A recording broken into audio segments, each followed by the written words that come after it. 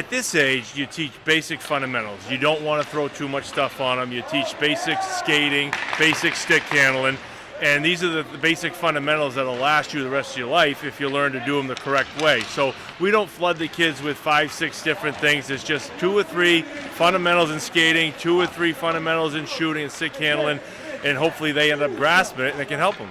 Well, I think the problem today is that there's too many games. I think every arena has leagues, they have tournaments, and there's not enough practice time, and that's why we feel that a camp like this is very valuable to learn the fundamentals. I mean, kids today will play 80, 90, 100 games during the season, whereas we only played 30 or 40, and we practiced a lot. So I think that's a big difference. The kids need to practice a little bit more, and that's why, like I said, this is a great camp for these kids to get a head start. I mean, when camps are all basically, you're working on the basics of hockey, skating, passing, shooting.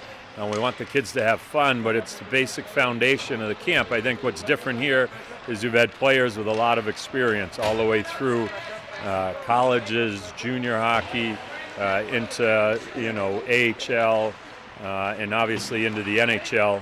And there's a lot of experience and little things that might be able to help a kid. A kid might listen a little bit more than he would maybe to some instructor that didn't play in the NHL or didn't continue past college. So that might be the biggest difference, but it's still the foundation of being a hockey player and learning technique and trying to execute it. It's a lot of fundamentals, but each fundamental has to be explained to the kids in terms of they can understand so they can see the benefit of it. It's hard to practice something, especially if it's so repetitive, unless they see the purpose of it and believe that it's going to help their game.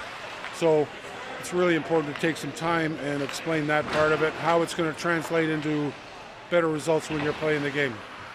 Because if you're dealing with a young athlete, 7, 8, 9, 10 years old, they can only comprehend so much.